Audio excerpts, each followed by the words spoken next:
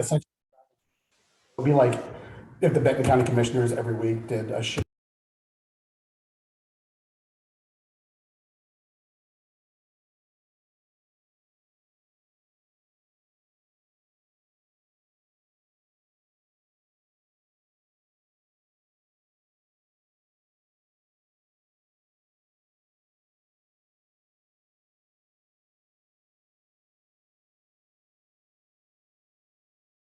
Commissioners information sharing meeting for July 25th. We'll start with the introductions. I'm Pat Malone, Commissioner.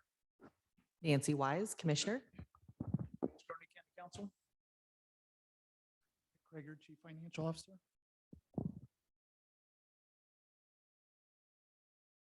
And in the room,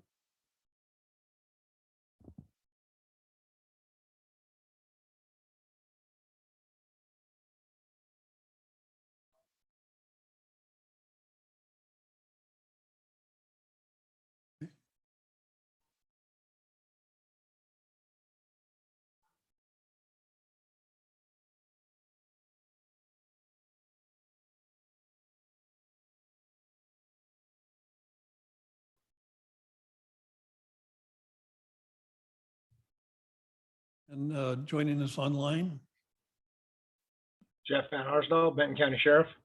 Good morning. good morning. Good morning, Laurel Byer, Benton County Public Works. Hey, good morning. Darren Nichols, Benton County Community Development. All right. Are there any announcements this morning? Hearing none, we'll move to reviewing and approving our agenda. Are there any additions or corrections? Hearing none, I'll consider the agenda approved. Erica, there weren't any signups for comments from the public, so we'll go right into the work session. 4.1, Benton Soil and Water Conservation District 2022 Annual Report. Would you please, that way we capture your comments for the record.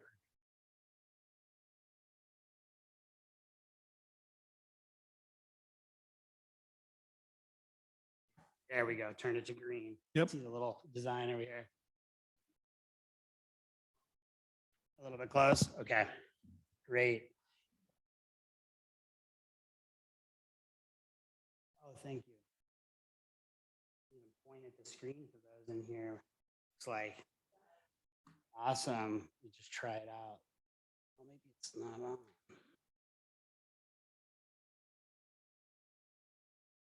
All right, cool. Yeah, at least get it to click for sure. So, Sorry, can I just interrupt 1 second? Erica, it looks like we are not streaming. We're not sharing that online.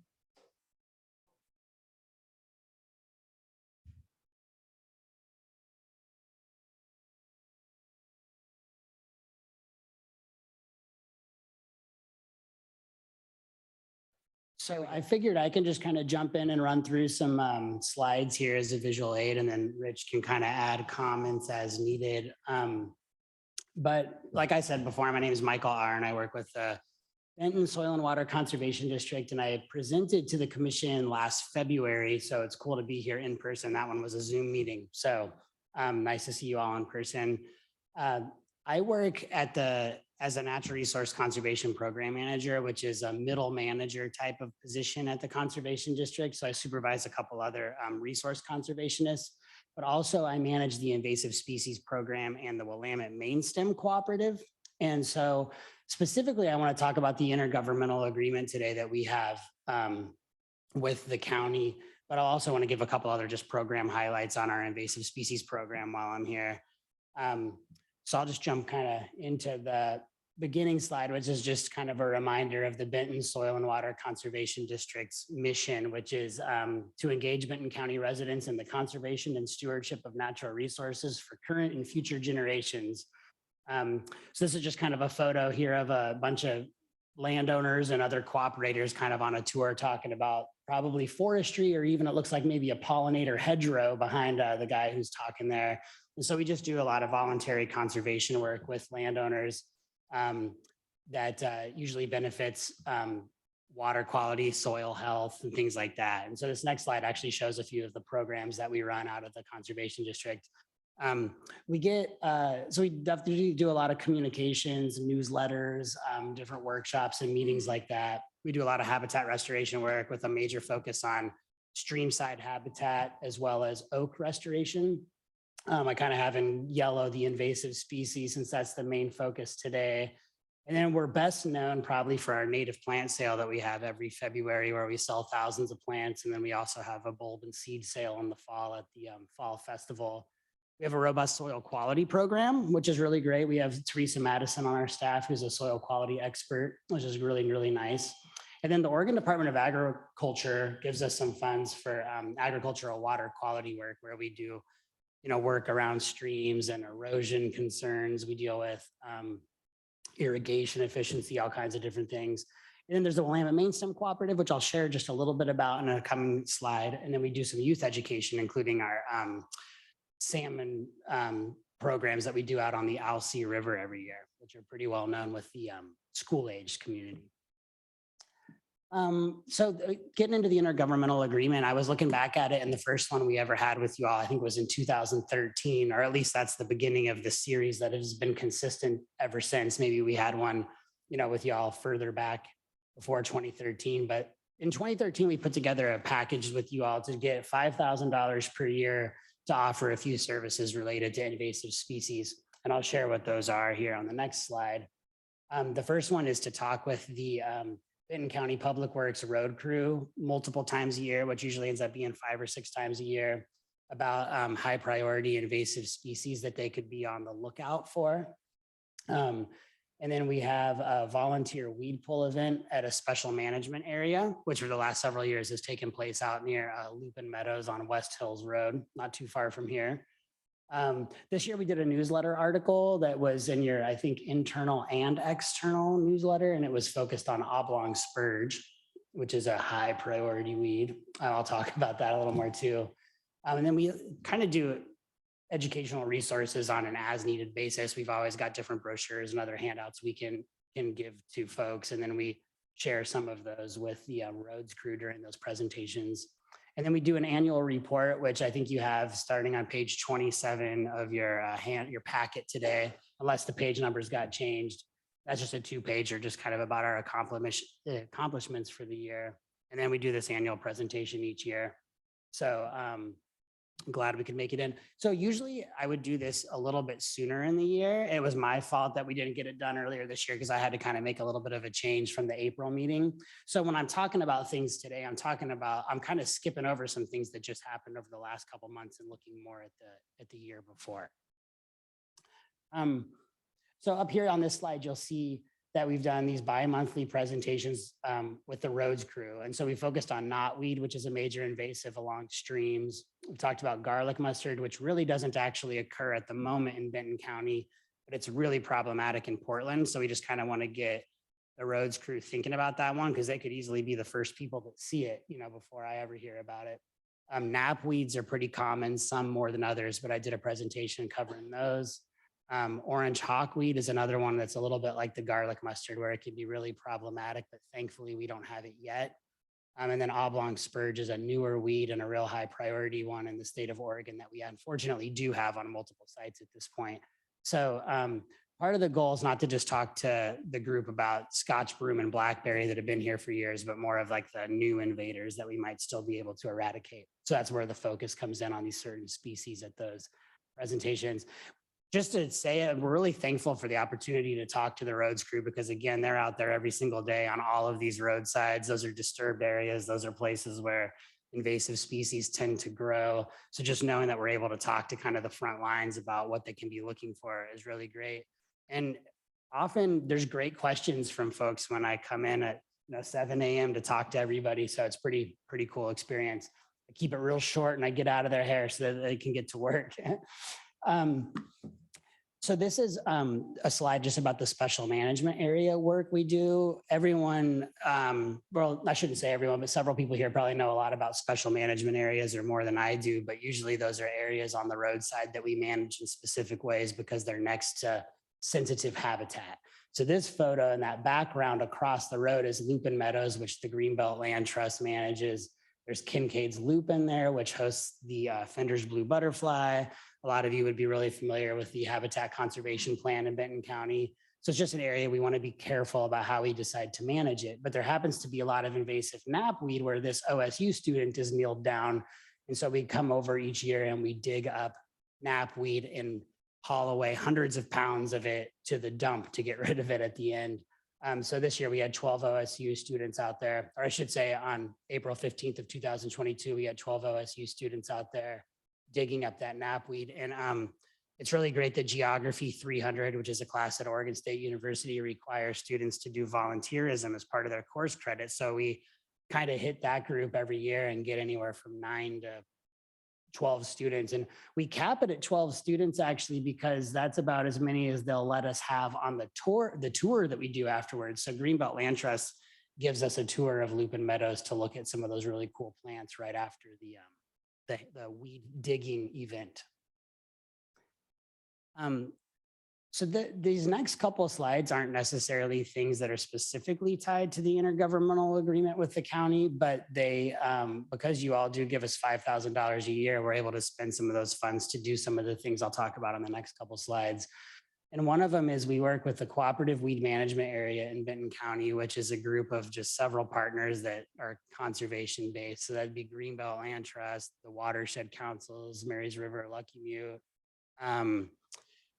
The CWMA has, we get a lot of attendance, I guess I should say, from the BLM, Bureau of Land Management and the Forest Service and just all kinds of organizations. So we work together to do a big volunteer day in May each year. That's at the end of Oregon's Invasive Species Awareness Week. So it was May 21st in 2022, and we had 3 sites. In 2023, we ended up having 5 sites, which was pretty cool. I guess I'll tell you more about that one next year. But we had 39 volunteers at this event at Witham Hill Natural Area, which is what's in the photo here, someone cutting some blackberry. But we actually focused more on ivy work at that one. Actually, this is Marys River Park right here, not Witham Hill Natural Area. Witham Hill Natural Area was more cutting hawthorn and holly, and then Taquina Landing was a lot of ivy work, which is up in North Albany. Other things that keep me really busy, in fact, I'll be doing some surveys for the weed that's in this photo on Thursday. We do some weed surveys and also volunteer events on the Willamette River. So this is a picture of yellow floating heart, which is a listed weed by the Oregon Department of Agriculture, meaning it's really high priority to try to eradicate from the river. And we're doing a really good job of it with our surveys. We do at least 2 days of surveying a year. We go from Peoria to Michael's Landing, and then on another day, we go Michael's Landing to Taquina Landing in North Albany. And we just record where we see this. And then we have contractors follow us up a couple of weeks later and do treatments of this, which is often an aquatic herbicide on the yellow floating heart. But we also have volunteers come out and do pulling of Ludwigia and parrot's feather at locations. So last year, when this data is from, we had 7 volunteers come with us to the East Channel, which is right across the river from the Crystal Lake boat ramp, and pulled a bunch of parrot's feather there. And then we had another trip that was Michael's Landing to Hyack Park, where we went to Trip Island and Lower Kiger Island and pulled Ludwigia and parrot's feather. We had 11 people on that trip. And then I just got a couple slides left here, and this one's just to highlight our oblong spurge effort. We get Oregon State Weed Board funds to help us with the oblong spurge work. And we have at least 28 sites now in Benton County identified, and more than 20 of those are just people's yards in Corvallis. There's a couple of yards in Philomath where we've seen it. This was once sold and planted because it's kind of pretty flower. But the photo here and the image is actually up on Vineyard Mountain, where someone has quite a bit of it growing next to this greenhouse you can see. And Vineyard Mountain has at least 5, I think, known sites at this point that are pretty large. And that's of the most concern to us because we don't want the oblong spurge to move into oak woodlands outside of town and into the college forest. And areas like that. So we're working hard at trying to get this people aware of this weed. A lot of times people can just pull it themselves because they just have a couple of them. But this is something I work a lot on, and we were able to hire a seasonal conservation technician to help us with this project this year. And then one other thing that's just included in the IGA is that if there's ever, if I can ever be helpful to talk to landowners about invasive species, the roads crew will contact me and say, hey, Michael, that might be nice if you could come talk to this landowner out on such and such road a little bit about some of what they have going on. And I can come in and kind of play like the ecologist role a little bit more, I guess, and have conversations about weed treatments. And I don't have to do that a whole lot, but I'm thankful that the roads crew does call me some to come in and help with that. And they're always welcome to keep doing that. And I would just highlight that we had a lot of poison hemlock calls. I'm sure Rich heard a lot of them too, straight out of his office, but a lot of folks are really concerned about poison hemlock the past couple of years. And I would say rightfully so, just in that if livestock eat the poison hemlock, it is poisonous to them and can be potentially deadly, causes a rash for folks. The thing is, it's so widespread that it's not one of those A-list weeds where we, have a lot of resources to point towards poison hemlock. So that's just kind of a little bit of a conundrum, I guess. But I just try to pass on kind of technical information to folks on how they can try to pull it with gloves or even use some herbicides on it.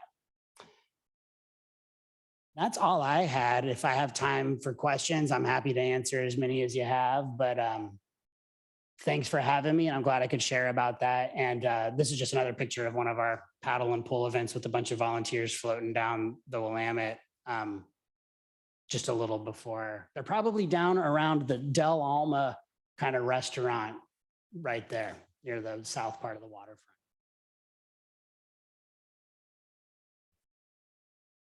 All right. Are there any questions for Michael?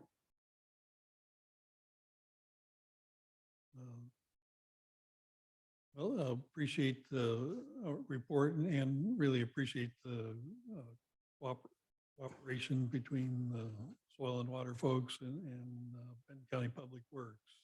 Let's see, Rich, Thanks. Rich, do you have anything to add to how the program is working for us? I don't really. I think Michael covered it. I know the guys do enjoy the weed talks in the morning. There's usually, when you leave, other conversations that goes on and whatnot. So, and I hope they do. Someone's calling you. I know a couple people have mentioned that, or Lisa probably gives you a call. So, no, it works really well. So, and he's right. We're the ones on the roadsides all the time. So, Well, it reminds me a little bit of the OSU extension where there's some pretty good knowledge and research, and then the goal is to get it out to the more of the general population. Yeah. So I think it's a great model. I didn't hear you talk about the emerald ash borer. Is that on your radar?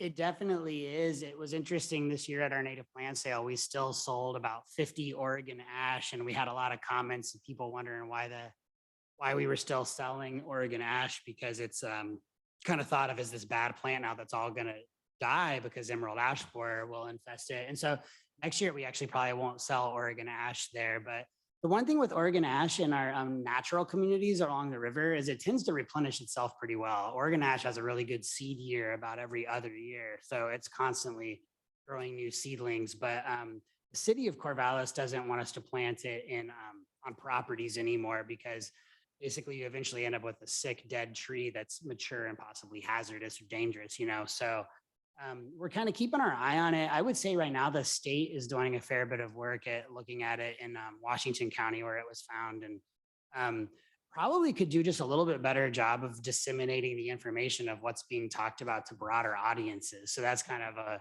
a goal coming up, is to just learn more about what are the recommendations that the state's encouraging us to follow and things like that. But we don't encourage people to just cut all their ash down. I would just sort of wait it out for a while, because it could be a lot of years before the emerald ash borer is actually in Benton County. Okay, well, it seems like a good opportunity to do some ID and so if it Yeah. does get here, that we at least know what it looks like. Yeah, we'll let you all know right away if we hear about it first for any reason. But when we do see sick ash trees, there's a lot that we can kind of look for, including the exit holes that the ash borers have as they leave the tree are very distinctive. And so that's one of the biggest things that people can do right now is actually just if they see a sick looking ash is just to see if they see emerald ash borer, if they see the exit holes, and then we would know if it's here or not. Okay, thank you. Yeah. Well, thank you for your presentation. I appreciate all that really good succinct information and the pictures really help tell the story. Good. If people are interested in volunteering, how do they find out more about that? The best thing to do is to go onto our website, which is just bentonswcd.org. And you can sign up for the newsletter to get alerted about any of our big events, but also just getting a hold of me at michael@benton.swcd.org. I usually know about most of the volunteer events, although some of our volunteer opportunities are outside of the programs I manage. And so Sarah Roberts in our office, our communications person, is a good contact as well. But we definitely try to get the word out about volunteer events well in advance and through all the channels we can. So, Awesome. Thank you. yeah, you bet. Well, and I was on the board a little over 4 years ago, and just heard that a longtime board member Jerry Paul Yeah. died, I think suddenly. Yeah, we did. We just lost Jerry Paul, and it was kind of news to everybody because people didn't realize that he was sick. And then he declined quickly and died, unfortunately, just last, it was either Thursday or Friday.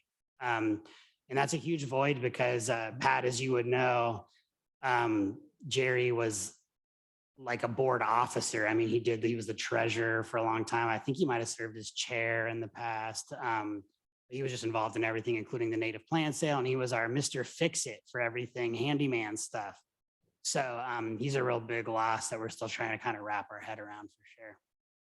Well, give our condolences to Yeah, thank you. the family and Soil and Water Board. 'Cause Yeah. I know that leaves a large hole in the organization.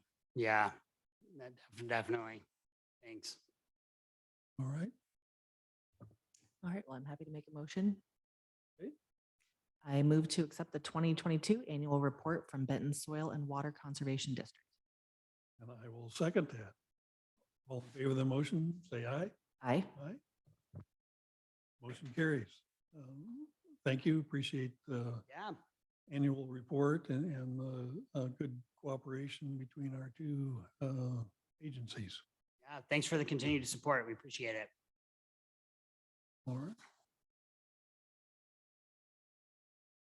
Next up, Early Learning Hub project presentation. We have Christy Collins and Brian Steinhauer.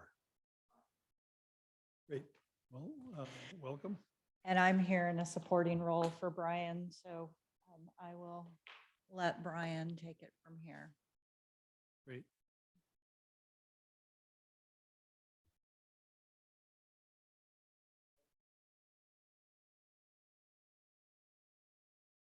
Okay, we live? Good to go? Okay. Good morning, everyone. My name is Brian Steinhauser. I'm the business liaison with the Early Learning Hub, and I'd like to thank everyone for the opportunity to speak today about the birth to 5 childcare situation in Benton County, specifically to childcare and the working family. With me is Christy Collins, our director. Unfortunately, Lynette Weinkoop, she is the director of Family Connections. She was supposed to attend today, but she was not able to make it, so I'm speaking on her behalf as well.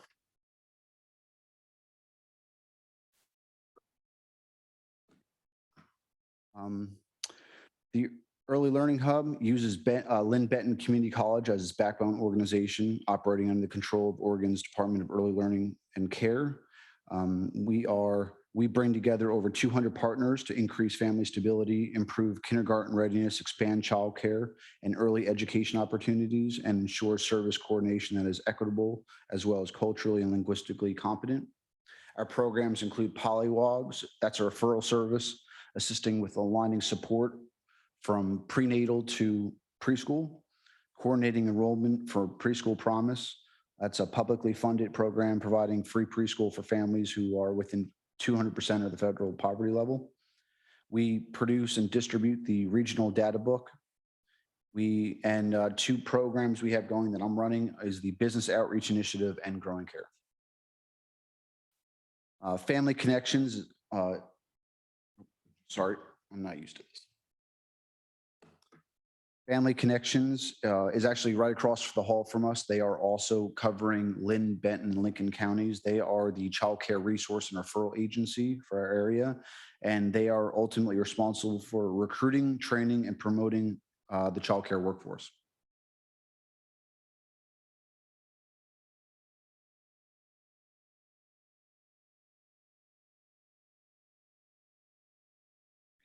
I want to start off today by describing Oregon's child care crisis, a term that's commonly used, and you've all probably heard it at one point or another, is the child care desert. So that term means that at least 3 children aged birth to 5 are there for every available regulated child care slot. So currently, all 36 counties of Oregon are classified as deserts, predominantly infant toddlers, so 0 to 2 years old. Some counties are worse than others. In our area, the statistics for Benton in regards to the child care desert statistics, only 21% of children aged 0 to 2 have access to child care. 45% of children aged 3 to 5, so that's much better, but still not great, for a total of 33%. For a side project that I was working on, some grant writing, we were crunching numbers for Corvallis specifically, and I figured that y'all would like to hear that information as well. So looking at regulated shortfalls for the city of Corvallis is 850 slots. I'm sorry, correction. For Benton County, it's 850 slots, which is cross-referencing the number of children aged birth to 5 based off census data versus the number of regulated slots. And that's children with working parents. And for Corvallis, that is 380 slots. I went a little bit further when I was looking at some data and removed preschool from that. The reasoning is that preschool is only a few hours per day and a few days per week generally. So it's not the same as all-day childcare for working families. And in that case, the shortfall for Corvallis will be 880 slots. There is the type of childcare program called Registered Family. It's a home-based program. I can watch owner-operator who can watch up to 10 children. Just as a way of comparing, Corvallis only has 8, whereas Albany has 35 and Lebanon has 9. One of the reasons that is that the city of Corvallis has more childcare certified centers than any other city in our area, though they are rather low on home-based, and I'll get back to that in a little bit later to cover why. So how does the child care crisis impact working families? They can't find care or they can't afford it. That's the 2 biggest problems that we're facing. How costly is it? The standard base quality child care cost is $13,000 per year per child. In comparison, the average tuition for a 4-year public university in Oregon is $8,140. The significance of that is parents have 18 years to save up to put their children through college, and they have 9 months to get ready to put their child through childcare. I'm a father of 4-year-old twins, and we don't pay $13,000 per year. We pay $18,000 for the both of them because we get a twin discount. But it's again, I mean, we're basically every year, year after year, putting our children through college. And for some further information, the average Oregon salary is $62,000. Some additional information in terms of who provides most of the funding for childcare. So the majority of childcare is paid for by families, not by the government and not by philanthropy.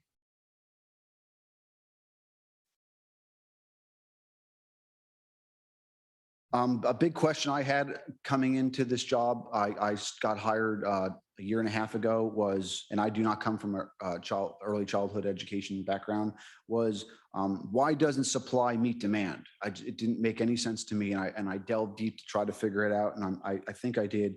And the big reason is the business model that for-profit childcare businesses are forced to use. Their operating costs are too high. Their income can't be raised because the cost of childcare is already prohibitively expensive. They have no real means of cutting operating costs without greatly degrading quality. So they're stuck with a business model with razor thin profit margins. The worst part about that is pretty much everyone in the field or wanting to go in the field knows this. So they know they're going into individuals who are contemplating making the choice to get into childcare. They know they're barely going to be able to break even as a career option, which is not something that we're happy about, though it is something that I am personally taking a stand on to actually try to fix with some future programs. I created this table to try to describe the discrepancies in pay. I'd recommend anyone have some free time just to go through it and look on their own, or to delve into a little bit with their own personal research. But the overall conclusion on this is pretty much everything pays better than doing childcare.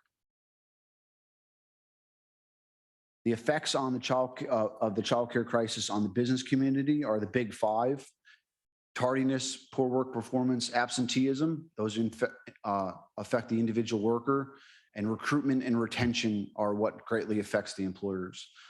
Speaking in terms of Corvallis itself, I know OSU and Samaritan are both greatly hurting from recruitment and retention due to childcare issues. So it's something that everyone's struggling with right now.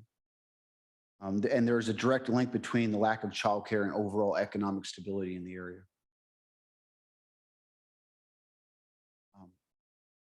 Further incentives to invest is the biological return on investment with child brain development. Multiple studies have been done that show that the most influential period to positively influence future behavior are those years that cross over with high quality childcare opportunities. So it's a perfect time to invest. Some of our solutions to the childcare crisis are the Business Outreach Initiative. That's to convince employers, especially private business leaders, to invest in childcare. And Growing Care, which is an aggressive professional proactive recruitment campaign to find and license more home-based childcare providers. We're actually launching that Monday. The Business Outreach Initiative is created to meet with Lynn Benton and Lincoln County employers. We encourage them to either help with established employer-sponsored childcare, so that would be something like on-site childcare, or partnering with an existing childcare program to do something like priority access, priority waitlist, essentially buying a slot for your own employees. We've had actually some success. HP is now investing in an on-site childcare center. We're working with them to actually cement that process as we speak. Additionally, employers can work to subsidize employee childcare costs. That obviously has the effect of helping, that doesn't do much to help with availability, but that does help with the issues of costs. Additionally, they can always contribute charitably to tackle the childcare crisis through ways like workforce incentivization, business development, and rebuilding the early childhood education pipeline with help with scholarships. I have surveys on there, but that's being completely revamped because most of them don't want to do the surveys. My belief is that they do not want the state and any higher organizations to have internal data about any problems they might have with childcare within their organization. It's an argument, and we're going to just adapt and move on from now on. Growing Care. Growing Care is a collaborative effort between Family Connections, Running Point, and the Early Learning Hub, with myself acting as the project manager. And it involves over a dozen community partners, including quite a few foundations that have contributed charitably, including Oregon Community Foundation, Ford Family Foundation, and United Way. The background is that registered family childcare providers, they do not have an early childhood education college credit requirement similar to other childcare programs, which is a big problem because we can't create more childcare centers if the existing ones, we can't staff them properly. So we're going to create new buildings, new centers, and where are we going to find the employees for that one? Well, with home-based care, we don't have to worry about that as much because the requirements are not as strict. So it's a much larger manpower pool from which we can pull from. We're looking to entice them with benefits that include startup grants, free formal business training, college scholarships and education, early childhood education, and long-term coaching and mentoring to ensure success. The ultimate objective is what we wanted them to do is go into this a new venture debt-free, worry-free with a strong business model that allows them future success. Recruitment, we're going after target audiences. There's a large underground population of unregulated license exempt providers, and we want to bump them up. That gives them a lot of opportunities to increase quality, and that gives us an ability to control and standardize quality to make sure everyone is doing the right thing. There's a lot of parents that are either leaving the workforce temporarily to go provide childcare for their own children, taking on an additional 2 or 3 other children that pays for your mortgage, your rent for the month. There's parents who are stay-at-home parents whose children, the youngest is now entering kindergarten. They have an empty house. Now they can take on more children if they want and make some money out of it. Retirees who still want to make a little extra income on the side. There's all sorts of people that we can be helping with this. So we're just directing our marketing toward those individuals. How can the Benton County Board of Commissioners help? Lobbying, support and promote childcare initiatives as they come up, influence, help to promote childcare within the county, and help with networking to continue expanding partnerships. Spreading the word. You know what we do now. You already know all the people of Benton. If childcare comes up in a conversation, please tell them about what we're doing, spread the word, and give them our contact information if need be. And funding. I don't need to go hat in hand. We're pretty well funded at the moment, but every cent helps. Other counties are giving in as much as they can. I know like Lincoln County is devoting hundreds of thousands from ARPA COVID funding to expand childcare in their area. I don't expect the same thing from them. That's a personal drive that the choice that they made. But if you have any spare money set aside that you're just looking to spend, we'll spend it for you and we'll make it last. That's all I have. Take any questions, comments, or concerns. Thank you. I appreciate all that information. I myself have experienced these challenges and was a stay-at-home mom for many years because of the fact that I felt like, why am I going to go to work just to pay for someone else to watch my kid that it doesn't, pencil out. And then of course the COVID pandemic did not help anything. So I really appreciate the work that you all do. Could you go back to and speak to the part about, are you referring to like in-home care? Yes. So just could you speak to that a little bit, what that's like? Are you? Sure. So registered family childcare is an in-home type of program. It's an owner operator. They do not need an assistant. They can watch up to 10 children. The rules require that only 6 of them are allowed to be preschool age and under, so they can take additional 4 children that are up to the age of 12 years old, above 12 years old, and they don't need to be regulated. And of those 6, 2 of those can be infant toddlers, 0 to 2 years old. Thank you. When I had my first baby and went to my first baby class at LBCC, I remember the instructor being very adamant that do not take your kid to the house down the street. Do not utilize that kind of daycare. It's not safe. And, I remember when I was a kid, that's, my quote unquote grandma Helen used to babysit me, the lady down the street. So that was kind of a surprise to me. So I just wonder how much the sort of negative connotations around that are maybe affecting the situation. I mean, maybe that's how we got here, is sort of a shift in the way people think about childcare. There definitely is some negativity involving home-based care. A lot of individuals just see that as basically as glorified babysitting. It doesn't have to be. My children are currently in home-based care and they're thriving. It's an alternative to center-based care, which is generally more expensive. Additionally, there are issues in a lot of areas, especially rural areas, where center-based care is just not really an option.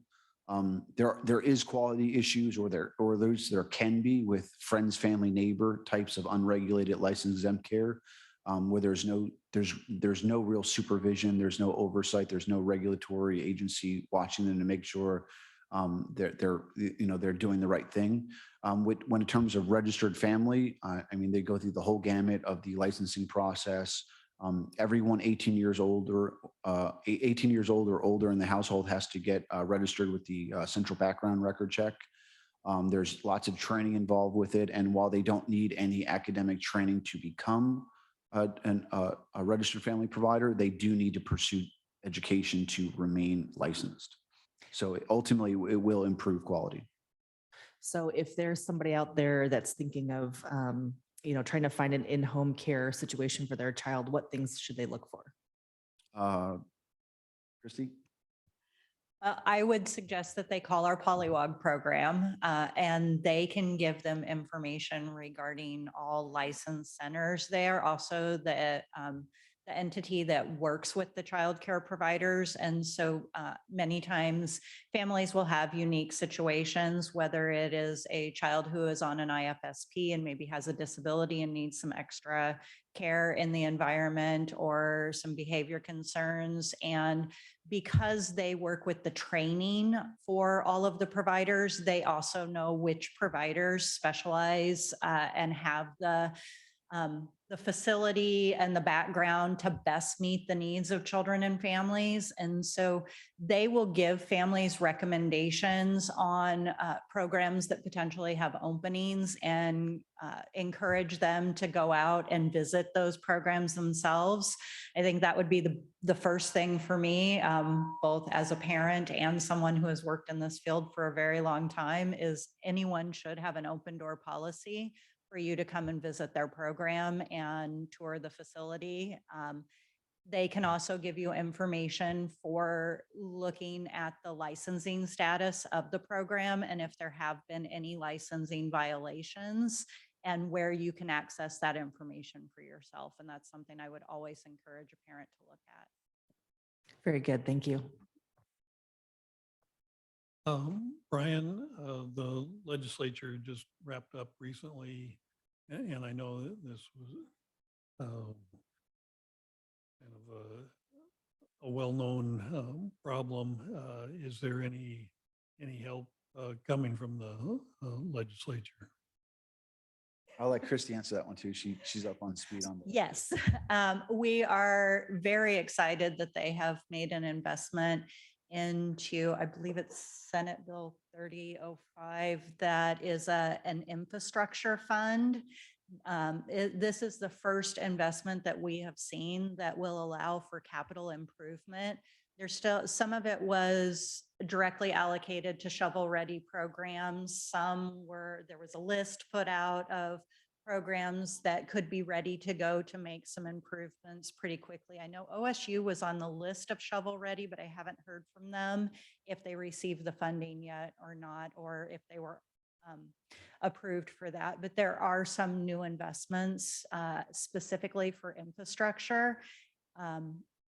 It's great. And as Brian mentioned, even with the expansion of facilities without the workforce, we can build the classrooms, but we have to have the teachers in the classroom, and without changes to the business model, that's not going to happen. And so that's one of the areas where we really see the need and the potential is raising the professionalization of the field and recognition that it is a profession and the compensation to go along with that. Great. Thank you.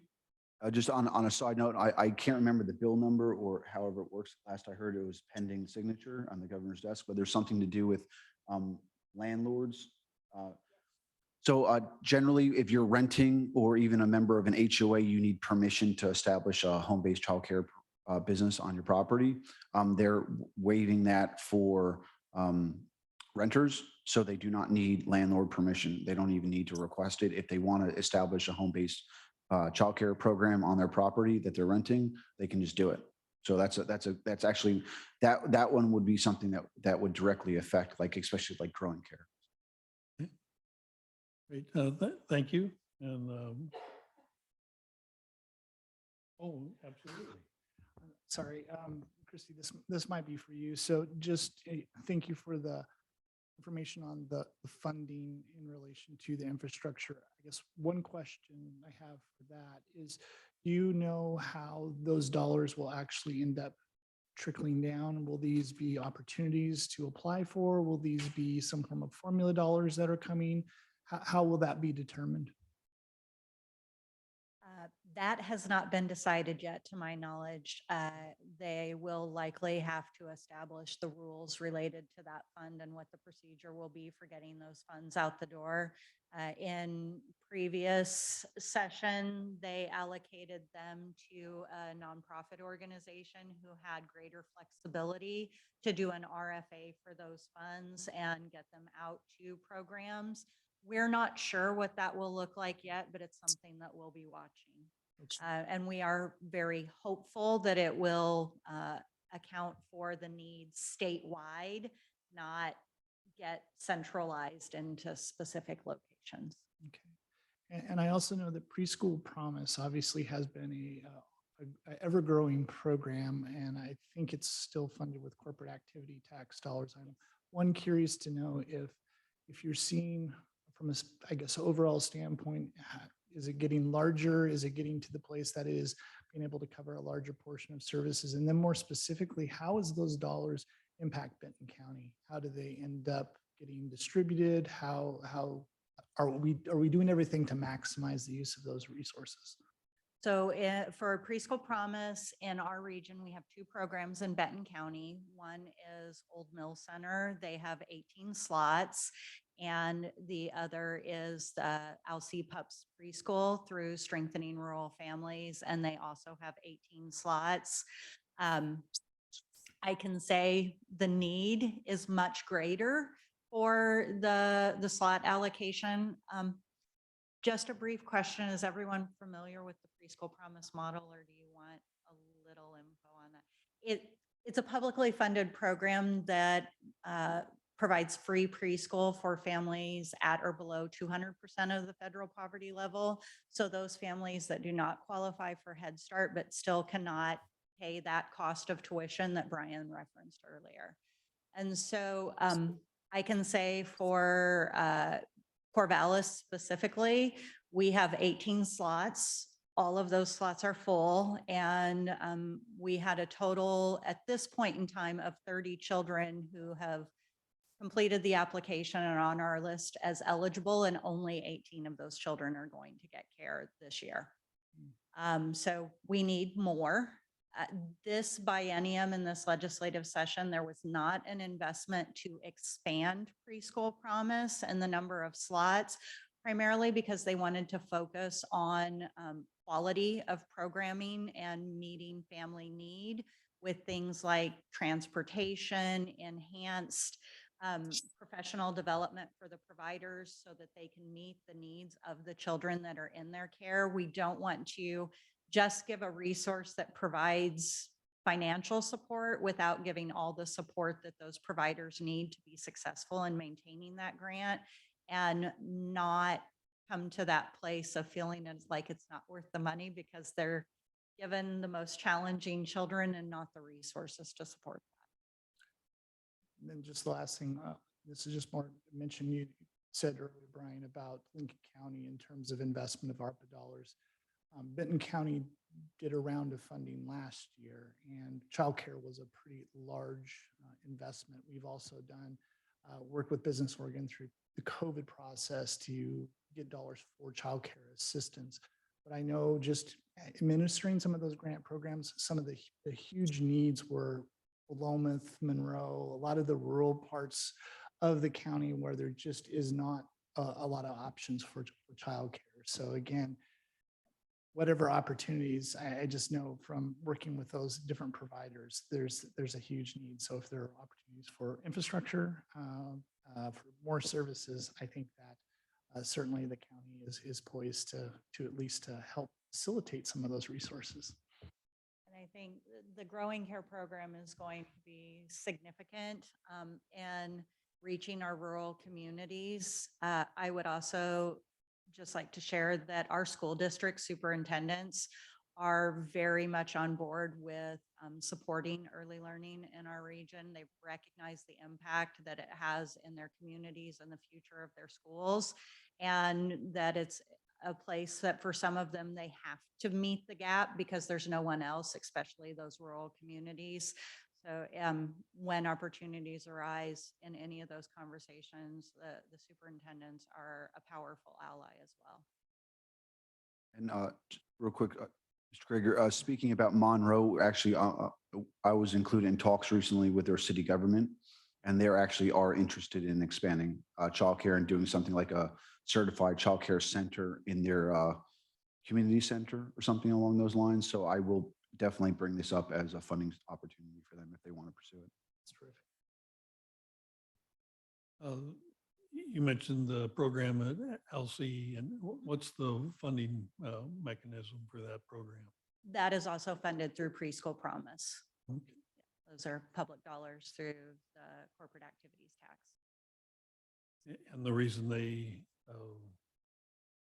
were awarded those is they were organized and applied. Is that They applied and they're operating a high quality program and they're meeting the quality standards. great? I would second what Rick Krager just said about making sure all parts of Benton County are at least have the opportunity to get on board with some of these resources. I'm sorry, one other question, just because I'm curious, the infant toddler, I know that there was a real focus on, because that was a real niche of need and there were opportunities.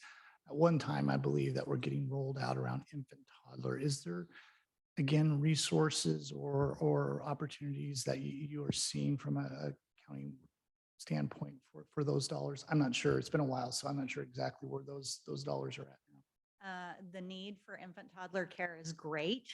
The funding is significantly lacking.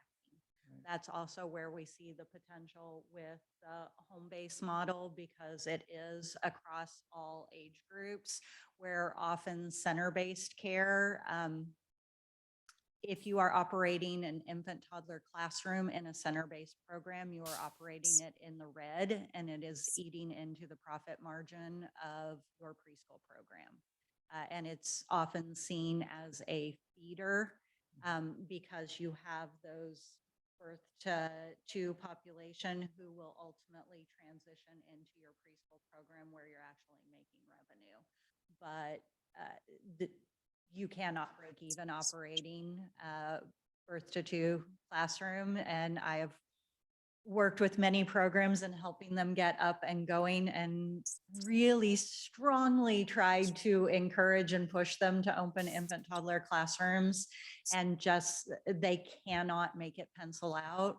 The only thing that we're seeing right now as a positive, Kids and Company, Kidco Head Start, who operates our federally funded Head Start program and our OPK program, which is the Oregon Prenatal to Kindergarten version of Head Start, has recognized Preschool Promise as an expansion opportunity for preschool. So they've been working very hard to expand their infant toddler classrooms. It's for a limited population because it's income based, but it still takes the burden off of families. It's an area where it's also going to take a mind shift for public investment because oftentimes that infant toddler is seen as it's a family problem or mom should just stay home. And that's not always the family circumstances, what the mom wants or is going to meet their family need. And so we do need program options for that. That's a difficult, it's very expensive, so. Well, I guess the good news is we're finally getting around to recognizing, there is a problem and starting to put some resources and programs in place to make a dent in the problem, but appreciate your update and your efforts and thank you for the presentation. Thank you. Next up, new business. Discussion regarding the appointment of an interim county administrator. That's you, Tracy.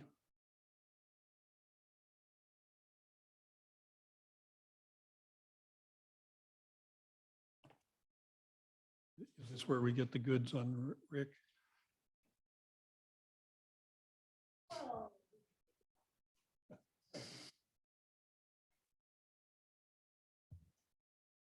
One of these days. Good morning, Commissioners. Morning. As you know, Suzanne Hoffman, the current interim county administrator's last day is scheduled to be August 31st. And she's made it clear that she cannot continue past that point. The staff recommends the appointment of Rick Krager, the Chief Financial Officer for the organization, to fill in that role until such time as we have a new county administrator. It is not likely that we will have one in place by September 1st. And so this is being proactive in anticipating that there'll be a bit of a gap between Suzanne's last day and the time of the appointment of the new county administrator. And Rick Krager is very well positioned to fill that role, both with his leadership characteristics and competencies, as well as in his current position, he is able to see across and into the organization. All right. Do you have anything to say, Rick? Commissioners, I guess I would just say, I'm very honored and appreciative of the trust that you have in me, and I certainly want to do whatever I can to support you and the county during this transitional period. So again, just thank you, and certainly honored and willing to do whatever is necessary to help you all out. Thanks. I move to appoint CFO Rick Krager as interim county administrator effective September 1st, 2023, and direct the human resources director to move forward with the steps necessary to formalize the appointment. I will second that. All in favor of the motion, say aye. Aye. Motion carries. Thank you for stepping up. Hope that the finance department can, I know you've got good people working there. And, as you're jumping back and forth, keep everything moving forward. Any other questions? Well, thank you, and yeah, Susanna has made it very clear that she is retiring as of the end of August. So appreciate you stepping up, Rick. Thanks, Tracy. Thank you, Commissioners. We will process that personnel action for you. All right, next up, information sharing. You have, Mr. Weiss, do you have any information? I do. I see you're listed on the agenda first, but it's also up to you if you want to mix it up. Go ahead. Okay. So let's see, at 2:00 today, I have the Local Officials Advisory Committee. And one of the topics on the agenda is to give recommendations to the LCDC, the Land Conservation Development Commission, on they're going to formally start or initiate the rulemaking process for HB 2001 and start appointing a work group to do the rulemaking. Anyway, so we are giving them advice. So I just wanted to bring that up and see if anyone had anything they would like me to pass along. I think maybe Commissioner Ojero had more thoughts on this than maybe you do, Commissioner Malone, but Nonetheless, here's the opportunity. I don't have anything at this point, but appreciate you being our contact with the group. No problem. I'm happy to do it. And I will just share that one thing that I plan on passing along is when I looked at the stakeholder list, I did not see any farmer or timber related representation on the list. So that's one piece that I plan to pass along as a recommendation. Part of the bill talks about cities looking for, future development and planning, and, first look in this area, second look there. As you get to the third and fourth tiers, it does talk about farmland and areas of that nature out in the rural county. So I just think it would be good to include the stakeholders from those areas. I would definitely agree with that. What kind of opportunity is there for input from the ag or woodland sector? Yeah, so it's all just getting started. So yeah, I think recommending that they make room for those voices would be good. Certainly. I can do amazing things, Rick. Yeah, other than that, upcoming meetings I have, the CWED Executive Committee. I don't know if I mentioned that yet, that I got myself voluntold to be on the executive committee for the Cascades West Economic Development District, which is actually, it's good stuff. I like economic development stuff. So that is coming up. And the COG is looking for a director for that program. It's been vacant for a while. Commissioner, just on that, I believe there was just an announcement that they have officially hired a new director. I can't remember the specific name, but I did see some messaging where they have moved forward with that. I'll make sure to forward that to you. Okay. I was there Thursday, and that was, so I'm not sure if something happened in the interim or if there was a problem with going forward on someone. yeah, I don't know. I have opened the packet and glanced at it, but I have not fully read it yet. I have 2 whole days to do that. So Anything else? no, I think that's enough. It's fine. Well, in the theme of coordinating calendars, we have the sheriff's baseball game August 4th, which is also in the middle of our county fair. So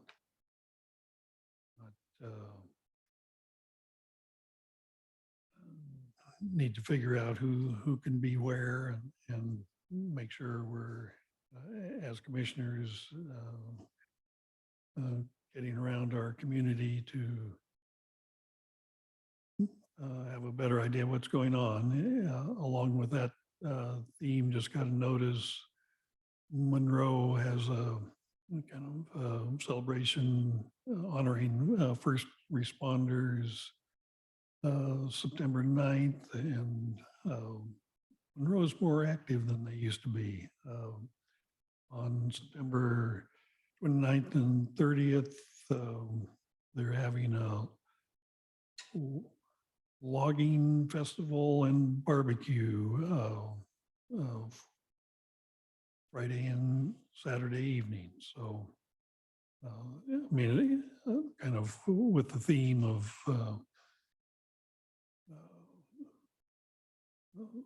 uniting Benton County and making sure that we know what's going on in various parts. It's great that Monroe is got a active community and having some celebrations.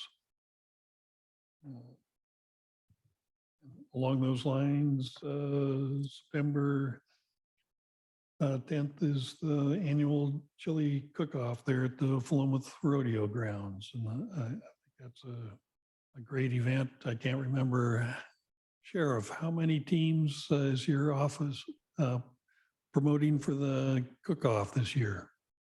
This year, the sheriff's office has 6 teams. That's great. Well attended and just a really great community event and some opportunities there to talk about emergency preparedness and what the various law enforcement agencies do when they're not cooking chili. So looking forward to that. And I think that's what I've got. So. Well, I was planning on going to the softball game and then also planning to go to the fair, multiple days. And when it comes to the barbecue in Monroe, if you go, you will see me there assisting my husband barbecuing. He made it very clear that I was to assist and not boss him around. So that's what I'll be doing. All right. Anything else for the good of the order this morning? If not, we will adjourn this meeting. And I don't know how this was noticed. Is this an adjournment? And then we are coming back for a new meeting, or is this recessed for a continued meeting? I think we're adjourning and coming back at noon for a separate meeting. separate. I know we're coming back at noon. I just want to make sure that we don't procedurally put our foot in. So. What, this time? Okay. And the noon meeting will have an executive session for talking about our new county administrator. So there's nothing else. This meeting is adjourned. There.